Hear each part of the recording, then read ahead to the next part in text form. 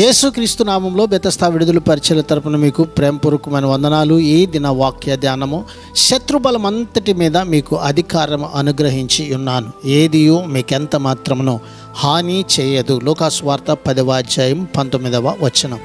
యేసు ప్రభు వారికి పాముల మీద, తేళ్ల మీద, పాములు తేళ్ల వంటి దెయ్యాల మీద కూడా అధికారం ఇచ్చాడు. ముఖ్య శత్రువు సాతానే. కీర్తనల గ్రంథం 91వ అధ్యాయము 13వ వచనము ప్రకారము, నీవు సింహములను, నాగుప్రాములను తొక్కెదవు, కొదమ సింహములను, భుజంగములను అనగదొక్కెదవు అని రాయబడి ఉంది. ఇక్కడ విష సర్పం, సింహం కనబడడం సైతానును గుర్తుకు తెస్తుంది. సైతాను మింగివేయడానికి గర్జిస్తూ తిరుగుతూ ఉండే సింహం, కాలకూట విషముతో నిండిన సర్పం.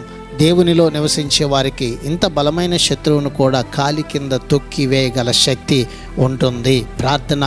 మహాగణుడా, మహోన్నతుడా, జీవాధిపతి, మా మంచి యేసయ్య, నీ మహాకృపను బట్టి ప్రేమించి మరొక నూతన దినాన్ని మాకు ఇచ్చినందుకు నీకు వందనాలు, స్తోత్రాలు చెల్లిస్తూ ఈ లోక సంబంధమైన అపవాదిని, సాతానుని ఎదిరించగలిగినటువంటి ఉన్నతమైన నీ అధికారాన్ని, బలమును మాకు ఇచ్చినందుకు నీకు వందనాలు, స్తోత్రాలు చెల్లిస్తూ, ఏది ఎంత మాత్రం మాకు హాని చేయదని నీవు ఇచ్చిన వాక్కును ఇదిగో ప్రభువా ఈ ప్రజల పక్షంగా ఈ దినాన్ని నెరవేరుస్తూ ఉన్నతమైనటువంటి శక్తితో, బలముతో నీ బిడ్డలను నింపి గొప్ప కార్యాలను ఈ బిడ్డల పక్షంగా మీరు జరిగిస్తున్నందుకు నీకు వందనాలు చెల్లిస్తూ యేసు పరిశుద్ధ నామంలో ప్రార్థించి అడిగి వేడుకుంటున్నాము తండ్రి.